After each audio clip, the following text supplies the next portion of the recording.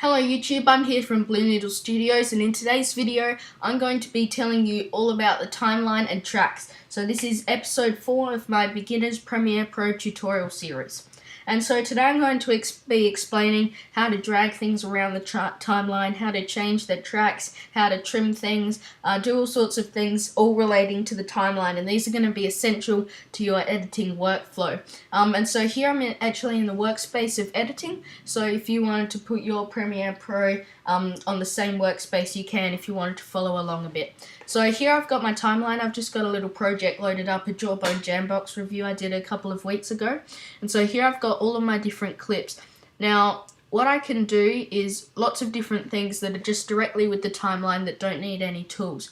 So for instance, I've got my clip here, if this will select, and then I've also got these little transitions here. So the first thing I'm going to do is just quickly show you how to add a transition. So this is an essential editing technique which will help you a lot. So if we just come into our effects panels, then what we can actually do is come into search and type in I'm not sure, okay, no, you need to type in the type of transition. So if I want a cross dissolve, then I can come up here and it will come up with cross dissolve.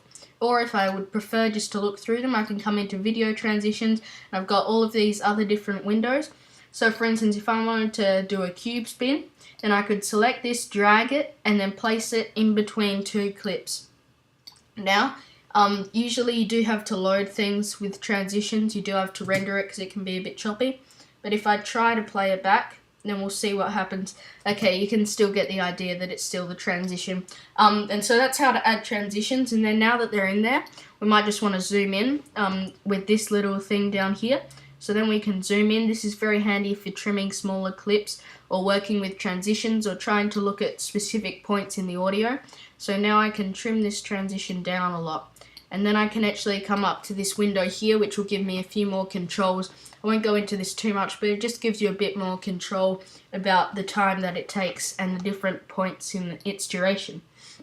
So then I'll zoom out here, and you can have your timeline at whatever zoom level you like. If you like it really zoomed in, that's fine. If you like looking at your whole project, that's awesome too. And then what we actually have here, which I want to show you, I hope I'm doing this in a logical order. Sorry if I'm not. This is actually your work area, kind of. And what it means is that it's an easy way to choose where you want to render to. So this little thing here, I can move this down. So if my video actually ends here and all this is just random stuff that I don't really need, then when I come up to File, Export Media, and I'm going to do another video on exporting in a few episodes, so just stay tuned for that, and I'll go right into exporting. And we can actually choose to render the stuff that's in our work area. So we don't need to worry about doing complicated things to choose our source range. So in here, we can see our entire sequence. We can do a custom, or we can just do our work area. So that's the easiest way to choose which bits you want to export. So now that I've shown you how to add transitions in your work area and also zooming, you can also slide along here and use your scroll wheel. So there's a lot to go through with the timeline. And then here we have our video 1 and our audio 1, audio 2, audio 3, and you can actually add more of these tracks. So we've also got video 2. So for example, an instance where you might use this is if you had this guy talking about, say, the piano. You could have a picture of a piano come up here, and this would be on the track of video 2 or video 3. It would just be on a different track, and so it's kind of like Photoshop. If you use that, the track is kind of like a layer. And if you have this track on top of this, so if I just bring in this clip here and place it on top, then it will cover up the one below. Whereas if this one is on top, if I bring this one up, then this one will be what you see. So you know, whichever one is on top is the one that you'll see, so you just need to be aware of that. And it is very similar to the way it works in Photoshop. And so then what I wanted to show you is how to just kind of drag clips in and things. So what I'm actually going to do is just delete some of this. I'll probably end up just not saving this so I don't lose my project. And then I'm going to come into here, and I'm going to show you also kind of a bit of a method of working in Premiere Pro. And see, I've already got this here. So what I like to do is I watch this, and I've got my computer muted so you won't hear any sound. And then when it gets to the bit I want to start, I press I, and that will set the start point. and then the bit when it ends, I press O, which will set the out point. And so then when I drag this in, it only brings in the bits between the in and out points. So then, just as you saw, you just drag it in from the project panel, but you can also from within here drag in just the video, so you can see that there's no sound like down here, or you can choose to drag in just the sound. So that's a quick way to do that if you want to. And so speaking of video and sound, here we've got actually two elements of the same clip on different tracks. We've got the video and the audio. So if we want to separate those, for instance, if we wanted to have me talking for a little bit with my video and then cut to a picture of a tree while I keep talking, and what we can do is right hand click on either one of them and then press unlink. So then we can trim this back, and then we can put in our picture here and the audio will keep going. So that's something very handy. You can also move them around and do whatever you want now because they're fully separated.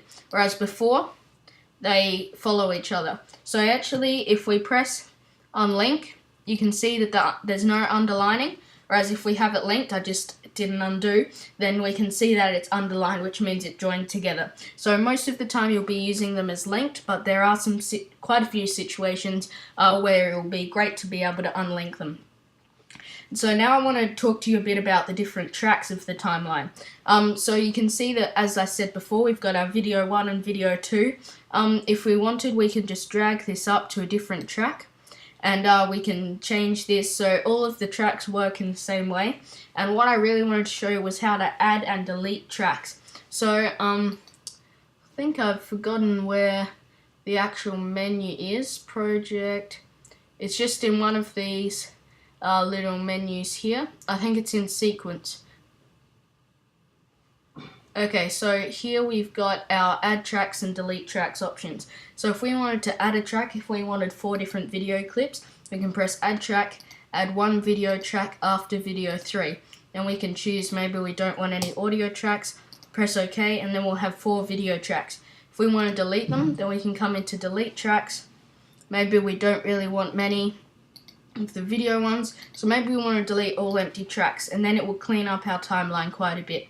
So that's a good way to add or delete tracks. Now I just want to show you a bit about how to make things longer and how to use the snap. Now this here is just how you scrub along the timeline. It's pretty self-explanatory, just to see the different parts, and then you can press space or press play here to start playing it. Now all you need to do is, if you've got a clip selected, or it doesn't even have to be selected, if you go to one of the edges, you can just drag it and that will trim it. So then we can make it longer, we can make it shorter. Of course, we can zoom in to look at a precise point. So if we want it to end right here, you can actually put the scrub marker. I don't actually know what it's called. There's probably not a very formal name. And then you can drag this and then it will snap to that point. So you can have it snap there, and then you could snap it to the end. And then, for example, you could, if we just zoom out a bit, you could bring this over here and snap this. So everything snaps. You don't have to worry about lining it up precisely by the frame, which is very useful. And I know that in After Effects it doesn't snap, and that can be quite a hassle. So that's great in Premiere Pro. So just remember that it always snaps. It also snaps to the end of this. And you can see that this comes up with the arrows, and it's really easy to find a precise point quite simply, really. And so thanks for watching this video, and I hope you learned a lot about the timeline. I think that I've explained everything that I wanted to. And please like, comment, and subscribe. It helps me out a huge amount, and I put a lot of effort into these videos. And again, thanks for watching, and I'll see you later.